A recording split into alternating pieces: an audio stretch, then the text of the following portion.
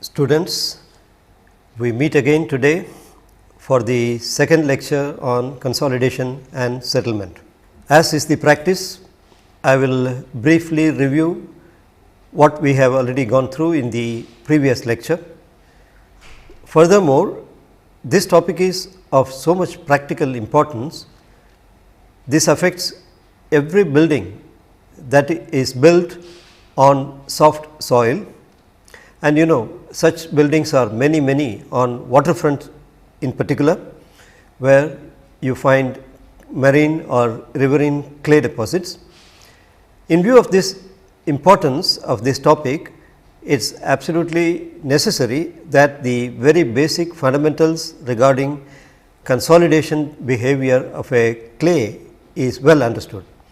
Therefore, I will go over some of these basic concepts once again. Let us take a look at the slides to begin with. In the last lecture, we gained a fundamental idea about the consolidation phenomenon. That is, what is this phenomenon all about? What does it consist of? How does it take place? And we also saw towards the end of the lecture how to compute the effect of this consolidation behavior, that is, how to compute the amount of settlement that a building will undergo. So, we started with answering some basic questions. Essentially, we answered 2 questions out of 5 which I had raised, which I had posed. The 2 basic questions I had raised were what is consolidation and what is settlement. Until we really understand what is consolidation or what is settlement, it is very difficult to understand their relative importance, understand where it is really important, and also to know how to make reliable computations about the effect of consolidation in any given situation. So, what is consolidation? There are many different ways in which we can probably explain this. Let us see what causes consolidation once again briefly, and then come to the formal definition of consolidation. Let us take a look at the next slide. What is consolidation? It is a form of stress strain behavior. That is, you apply a stress, there is going to be a strain. So, consolidation is all about application of a load and the resulting deformation, or application of a stress and the resulting strain. So, stress strain behavior results in consolidation. Now, it is obvious that different soils, even clays themselves, will have different stress strain relationships. Also, although the basic pattern may be the same, the actual stress strain relationship could be different from clay to clay, and therefore, the degree to which consolidation will take place under a given load will vary from place to place, and it is required therefore to have a unified theory which will explain to us for a given stress how we can possibly evaluate what strain will result. So, what is consolidation? Once again, it is nothing but stress strain behavior. And what is settlement? It is a form of compression. When a stress is applied, when strain takes place or when deformation takes place, there is going to be a compression of the soil under the acting load, and this compression is what is known as settlement. Settlement is a result of consolidation. As I had mentioned in the last lecture, Terzaghi had pointed out there are basically 2 different classes of problems in soil mechanics. Those which can be considered as stress strain deformation problems, and those which can be considered as stability problems. For example, if you take the stress distribution problem, which we had dealt with in some detail in one of my previous set of lectures, is a typical elastic stress strain behavior. This elastic stress strain behavior indicates that the strains are recoverable when the stress is removed, and essentially the equilibrium or the stability is not disturbed. The equilibrium in fact was ensured when we talked about stress distribution by tacitly assuming that every element of soil in a medium is in equilibrium. On that basis, we derived a set of equations which told us how stress is distributed.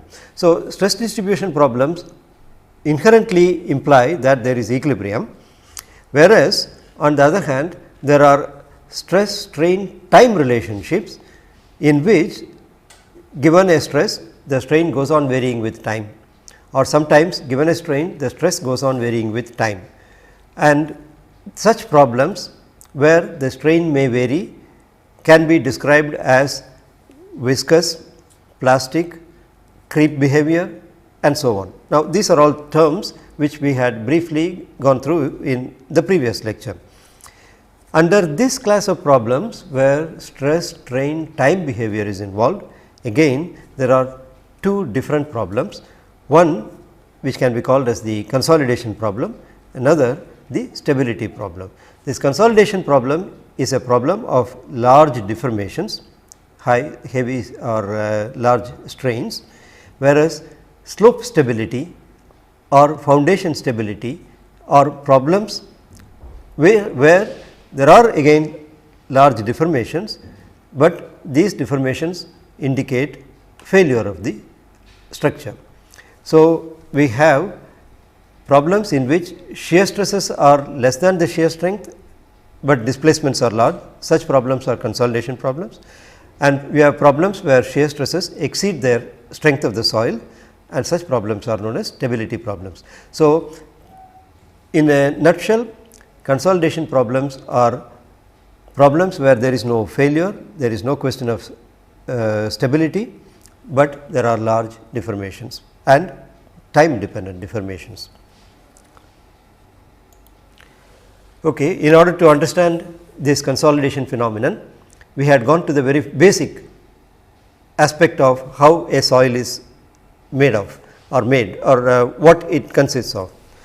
We all know that an actual soil consists of a number of soil particles or solid particles within which there are voids. Now, we know that although there are solid particles and voids present inside them, sometimes they may be filled with water. For purposes of understanding stress strain behavior, it is convenient to idealize this situation and consider what is known as a 3-phase model.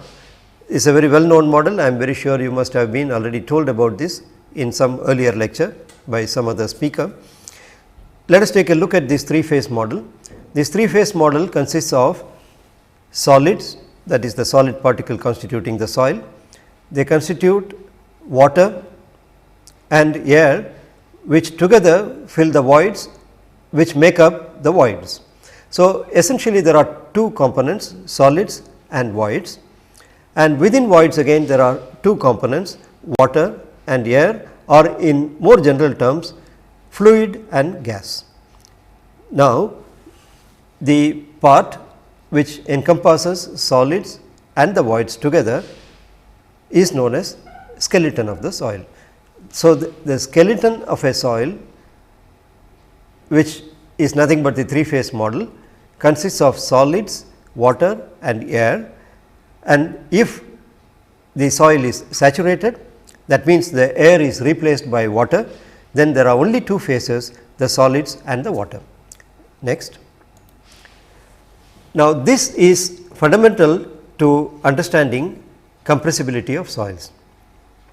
This is fundamental in the sense that compressibility of a soil depends upon the compressibility of its constituents. There are three constituents, the solids, water and the air. Each one has its own compressibility behavior. For example, suppose a load is applied on this 3-phase model, then first let us take gas. Gas is compressible.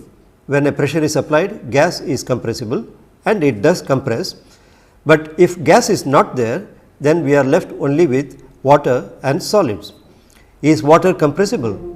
Normally water is not a compressible fluid, it is an incompressible fluid, and therefore, if load is applied to water, it cannot deform, and the only way it can withstand the load is by movement, and that is what is, as you are going to see, responsible for the consolidation and settlement. So, water can be taken as incompressible. Then what about the solids? The solids are also relatively incompressible under the loads to which we normally subject a soil through some civil engineering activity like a dam or a building or a retaining wall or whatever. The requirement in any civil engineering actual structure is that it should not load the soil to such an extent as to cause a failure. We are not dealing with stability or failure problems, we are only dealing with problems where the strength is not exceeded and only large deformations take place. So, the stresses are all within such limits as not to cause breakage of particles, not to cause compression of particles, which means that now the water is incompressible, the solids are also incompressible within the range of loads that are applied. Then how does compression take place? And there is no gas. How does therefore compression take place? Compression can only take place if water is expelled out of the voids and the particles orient or move, shift and reorient or readjust themselves. This in fact is the phenomenon, this in fact is the action that is responsible for what is known as the consolidation phenomenon. So, if I take a look at what is written here, compression is due to first the compression of solids, but that is ruled out.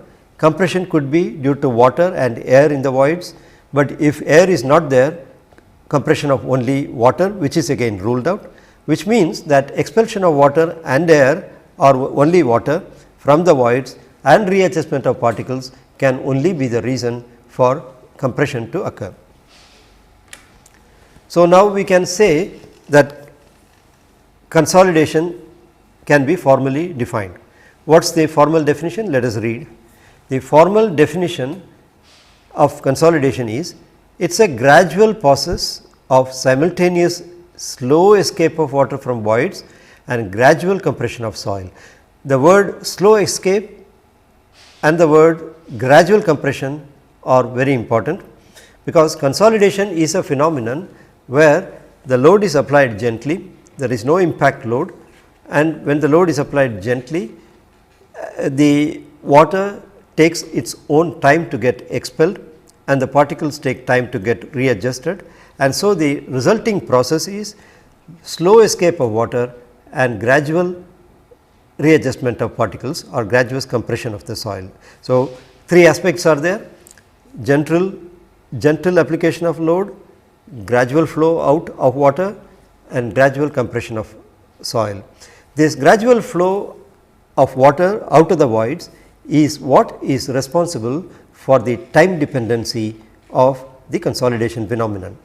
As we saw in one of the earlier slides, it is a stress strain time behavior, and the time aspect comes in mainly because of the presence of incompressible water, which can take load or which can pass on the load only by moving out. And how does it move out? Now, we must remember we are considering saturated soil, and suppose we are considering clays. We all know that the permeability of clays is very low, it could be of the order of 10 raised to minus 6 centimeter per second, which is a rather low value, it could be even be lower.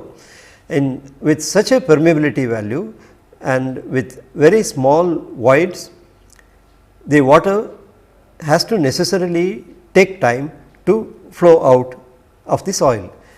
The process of flowing out is, in view of this permeability, very slow, and that takes place over periods of weeks and years sometimes in an actual case, depending upon the load and the soil.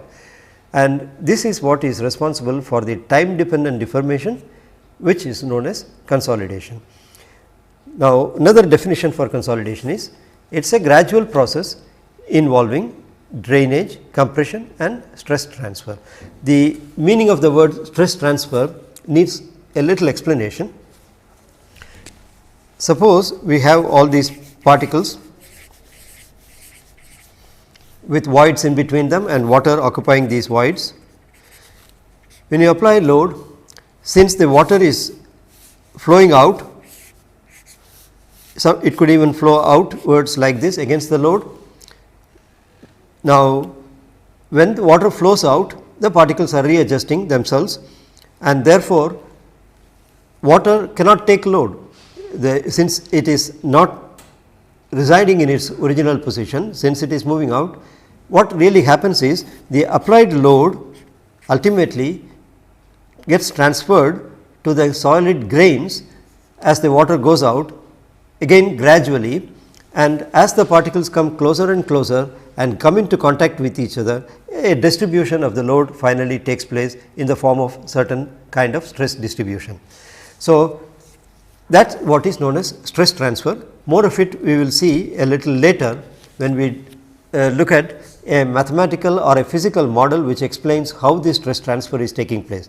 At this point of time, it is enough to know that the gradual process of moving out of water in turn is responsible for a gradual process of stress or the applied load getting transferred to the solid particles little by little. So, these are two formal definitions of consolidation phenomenon, and I might emphasize at this stage once again that this phenomenon is important therefore, only in saturated clays. In the case of sands, this compression is not time dependent, as you will also be seeing a little later, and hence the phenomenon of consolidation is important mainly only in saturated clays. Now, we have been using the word compression, compressibility, consolidation rather freely. From this definition, you would have seen that the word consolidation explains a certain kind of phenomenon, whereas the word compression explains a certain kind of resulting action or resulting effect rather from an action. Okay. Now, this was the background which we had covered in our earlier lecture. Now, we are ready to go forward. In today's lecture, we will see further how to compute the settlement. When given a load, given a soil, given certain conditions, how to compute the settlement, what is the simplest method or what is the mathematics involved in that. And we will also see the theory of consolidation. Can we possibly describe this consolidation in terms of some theory? These are mainly what we are going to see in today's lecture.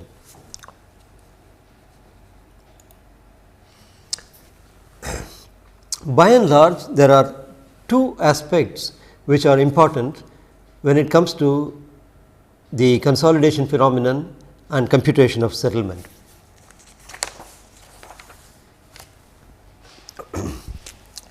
The two phenomena are when a foundation rests on a soil, let us say, and stresses are applied onto the soil, what happens is it settles. When does it settle? It settles as the water goes out. The water goes out gradually. So, the settlement is also gradual,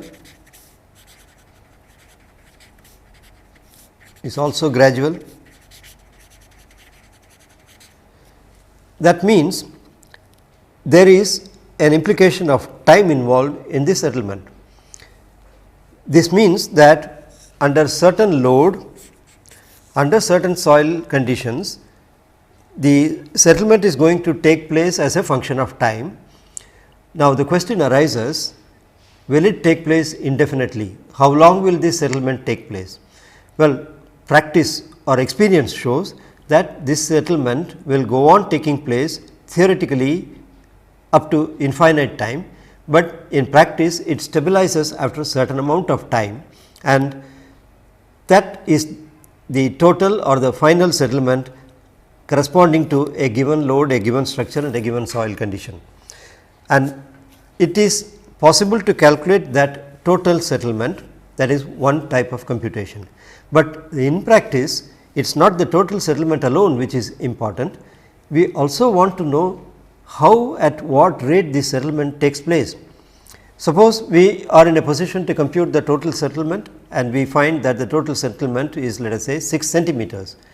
Well, that alone is not sufficient, because we would like to know in practice, for a given building, for a given load, these 6 centimeters will take place over what period of time. It is, suppose, 10 years, then this building is going to undergo deformation for a period of over 10 years, and the settlement is very gradual, and probably the building will be able to withstand this gradual settlement, adjust to it without undergoing distress. But imagine a situation where this 6 centimeter settlement takes place, say, in 1 year. 6 centimeter settlement taking place in 1 year is rather fast, and the building may or may not be able to adjust itself to this rate of settlement. And therefore, it may be that the total settlement is within some reasonable limits which the building can tolerate, but if the rate is fast, then the building could show some distress. But a question will arise, how can the rate be fast? Now, we have just now defined consolidation as a gradual process, but now the word gradual or the word fast are relative words. Relative to the building, if the settlement rate is fast, then the building may show distress. If the building is such that a certain rate of deformation can be tolerated by it, then we will say that rate is slow. Obviously, it depends upon the rigidity of the building. Imagine a building versus an earthen embankment. In the building of this type which I have drawn here, the settlement could be relatively rapid for a building which is quite rigid. Consider, on the other hand, an embankment. Suppose I have a road embankment made of soil. This road embankment is obviously flexible. This being flexible, when it undergoes settlement and takes place, rather takes a shape as shown here, even if the settlement is relatively rapid, that is 6 centimeters in 1 year, this being a flexible structure, it can withstand that and maintain certain amount of stability without cracking or without undergoing distress. And this is what dictates the importance of knowing the rate of settlement, the rate at which settlement will take place. We are generally not very much worried about settlements that take place below a road unless they reach excessive limits. But we are certainly worried not only about the total magnitude of settlement undergone by a building, but also the rate of settlement. Therefore, depending upon the structure, the total settlement is really of course important, but the rate of settlement might also be important in structures where the adjustment is not easy.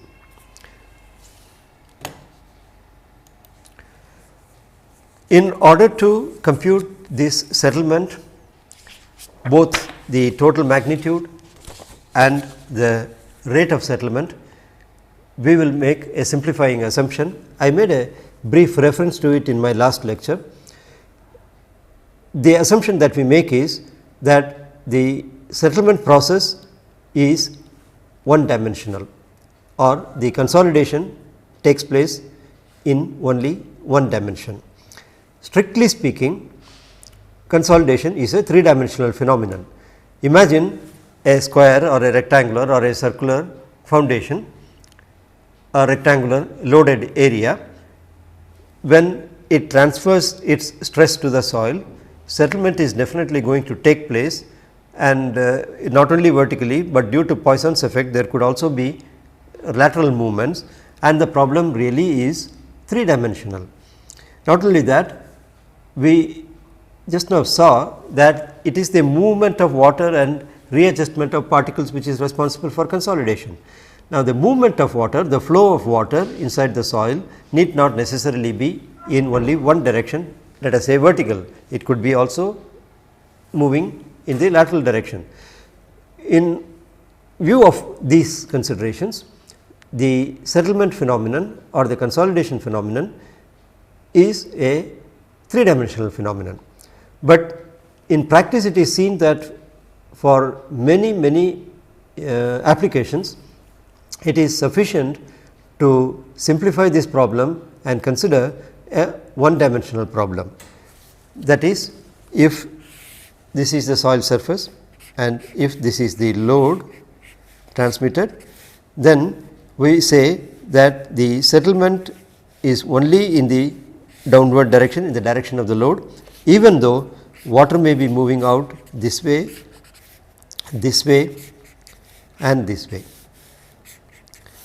Irrespective of movement of water, as long as it is in one plane, in the plane of the paper, and as long as settlement is in the direction of this load, we say that it is 1 dimensional consolidation.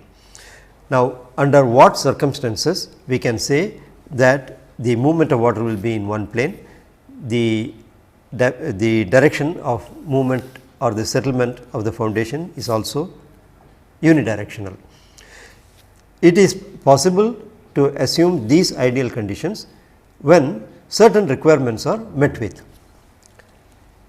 See here in this slide we have the most general case of compression, which is 3 dimensional, which can be reduced to 1 dimensional under certain conditions.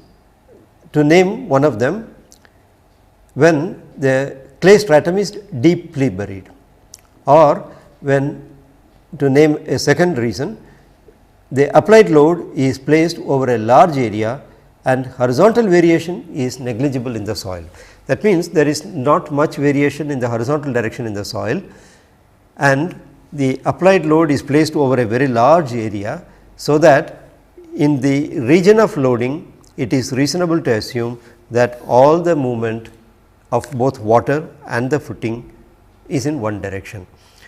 When the clay stratum is deeply buried, when it is closer to the surface, this may not be valid. So, a clay stratum which is deeply buried and is subjected on the surface to a very large load covering a very large area, then the chances are that the compression takes place in one direction, and the so called 1 dimensional consolidation could be assumed to be reasonably valid. Now, this considerably simplifies the problem of consolidation, because it is a problem of flow of water in only one direction. Let us see next what is the kind of problem that we face in reality, in real life. If you look at this slide, there will be a compressive layer. This is a compressible layer. Very often this compressible layer need not necessarily be the surface layer. Very frequently this compressible layer may be overlain by a relatively less compressible or incompressible layer,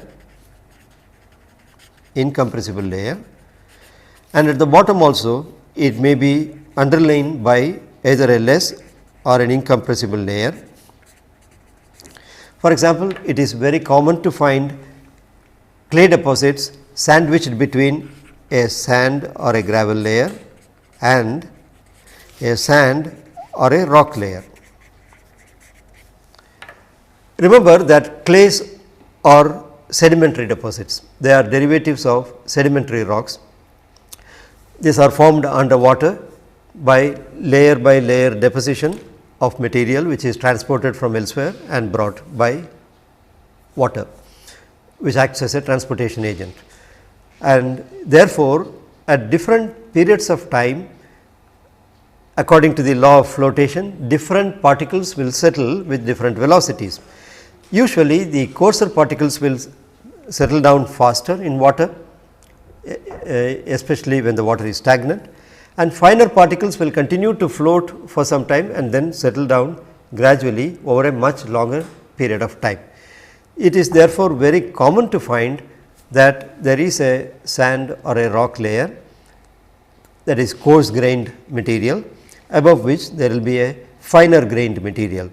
It is possible that after a long gap or a long period of time, once again deposition takes place and we get over this fine grained layer another layer which could be coarse grained. The fine grained layers are the ones which are going to cause problems. They are the ones where the permeability is low and the water flows out gradually, where consolidation results. Whereas, in the coarser grained materials, consolidation is not that serious a problem because the permeability is high. So, by and large in practice we often come across a situation where there is a compressible layer which is usually clay, which is sandwiched between two layers which are relatively more pervious and relatively less compressible. And on such a layer, on the surface we may apply a load. This load could be in the form of a fill, that is, you all know that whenever we want to develop a site for constructing a building, we will level the site first. So, if the site is not level, we will put a fill layer and compact it.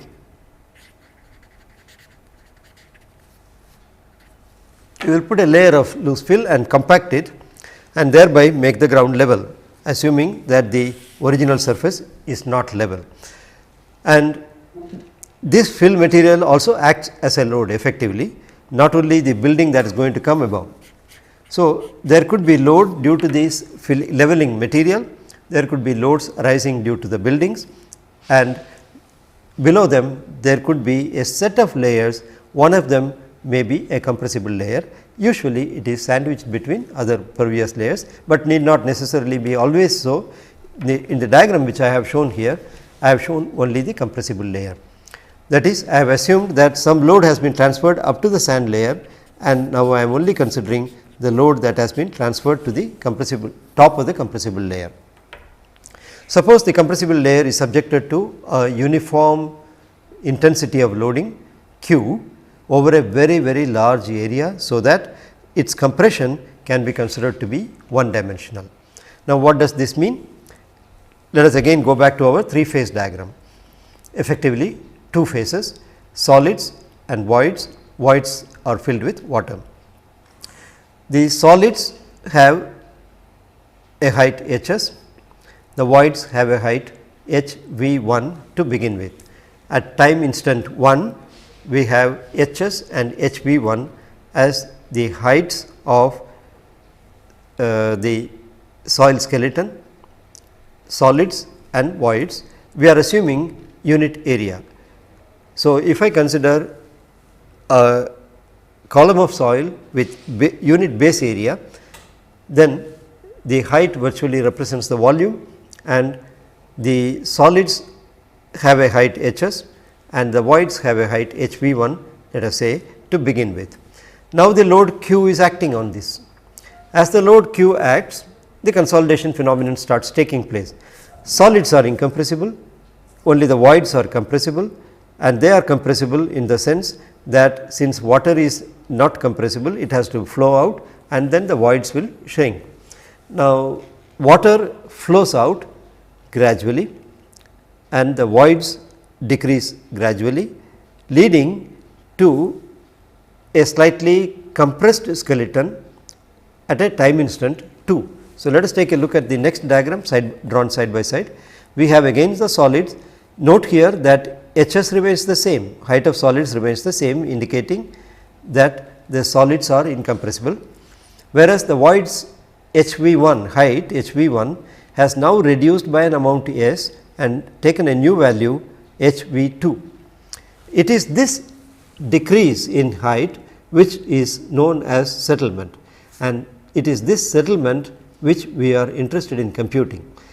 We want to compute the settlement in advance, so that the building can be so designed as to adjust depending upon the amount of settlement that is anticipated. Therefore, this value of S, which is the resulting decrease in height of the voids due to a given building, is what is to be determined or computed. How do we do this? Let us see how this change in voids takes place. Take the first diagram once again. Now, I am calling solids as Hs as before. I am calling the initial state of the voids as HV0, 0th state. The red line here in the first diagram represents the subdivision within the voids, that is water and air. Water particles are incompressible. So, it is only the air which undergoes compression. The only other way to compress is water flowing out, and let us say as the load increases from 0, that is no load, to an equivalent stress value of sigma 1 dash, then solid remaining constant, the voids decrease to a new height HV1, there is a decrease of delta H1 and the new void ratio is E1. Now, suppose the stress is further increased from sigma 1 dash to sigma 2 dash, solids still remain the same, the height still remains the same Hs, the voids further decrease to a value HV2, or there is a settlement equal to delta H2 and the new void ratio is E2. So, now we find that as the stress goes on increasing, there is a reduction in height, there is a reduction in void ratio, and it is this void ratio and the resulting decrease in height which we are interested in knowing. Change in void ratio is what we want to know. In the field, it is difficult to determine the change in void ratio. There are no convenient methods to determine the void ratio under an applied load as it goes on changing. So, what we resort to in practice is to take a small specimen, a sample of the soil, make a specimen out of it in the laboratory and test it under load. The equipment that is used for testing a sample in the laboratory is known as the odometer.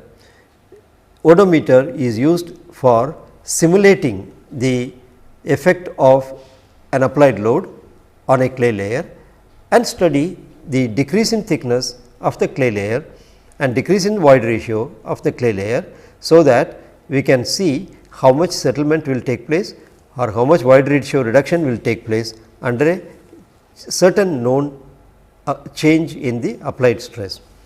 Take this figure. This is a diagrammatic sketch of an odometer or a consolidometer. There is a container within which there is one porous plate and then a sample ring. This white one is a ring in the annular space. Inside the ring, there is a ring like specimen, a cylindrical specimen of known height, usually 25 mm is kept, and above that again there is another porous stone and the whole thing is kept in water. This entire container is later on filled with water. We can immediately connect this with what we saw in the previous diagram as representative of practical situation.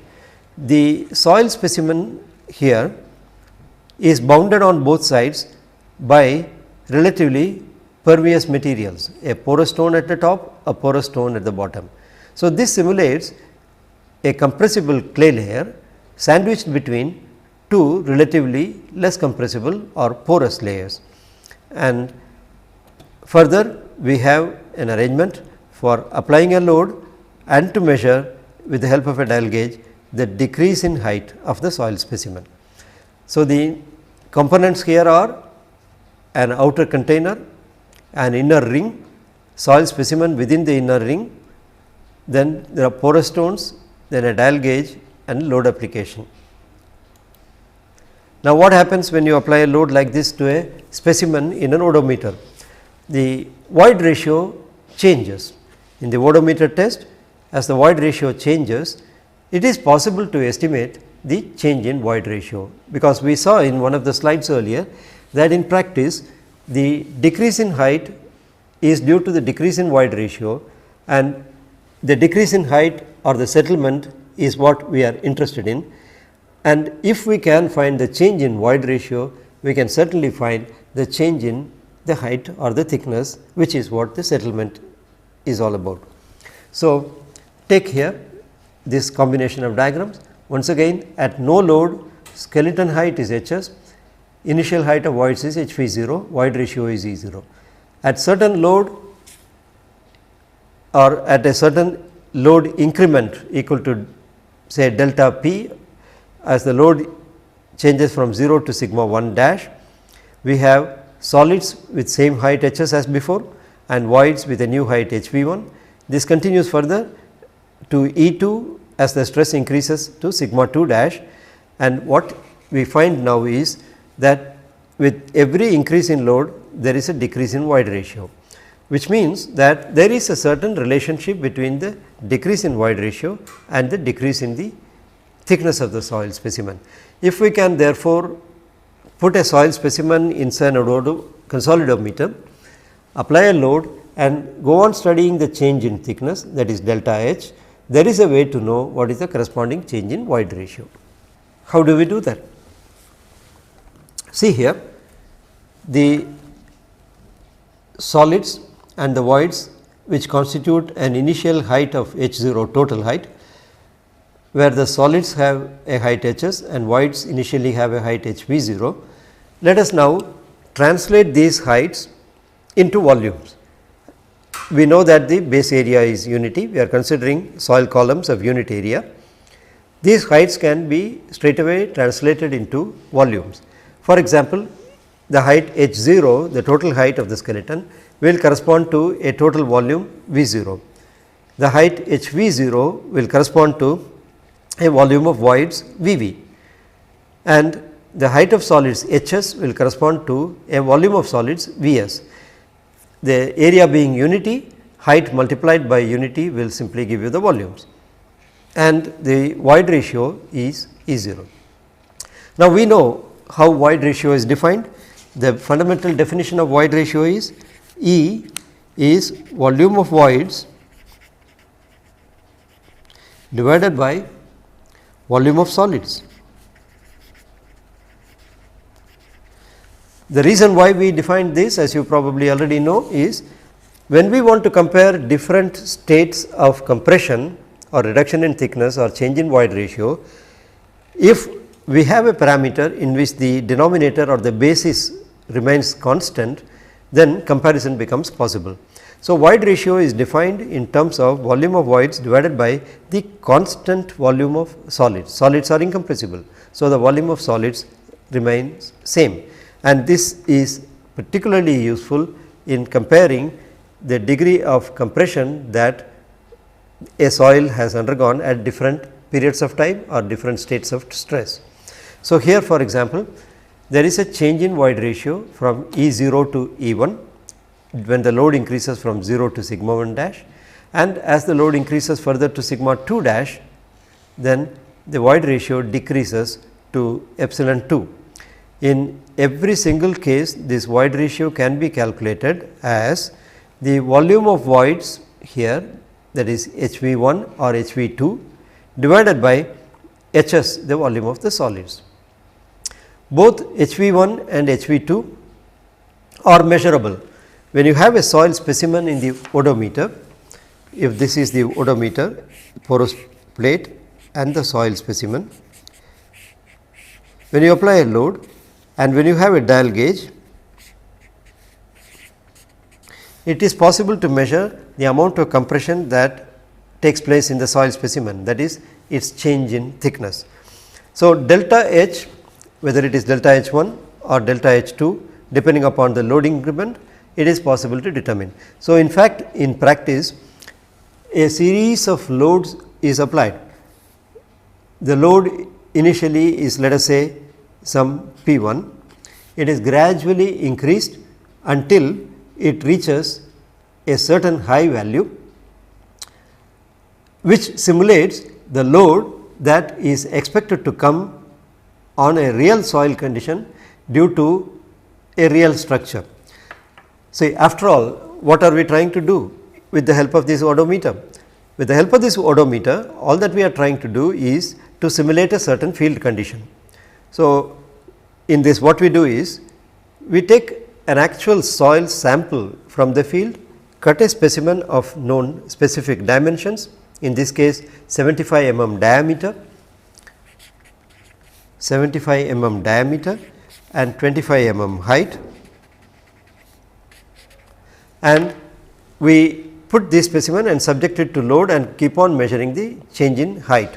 And so, we can go on getting the different values of delta H1, delta H2 by measuring HV1 and HV2 corresponding to various loads sigma 1 dash, sigma 2 dash, sigma 3 dash and so on, until we reach a value of sigma which corresponds almost equal or almost is equal to the stress that is likely to be imposed by the load that is going to come due to a building that is likely to be constructed on that soil.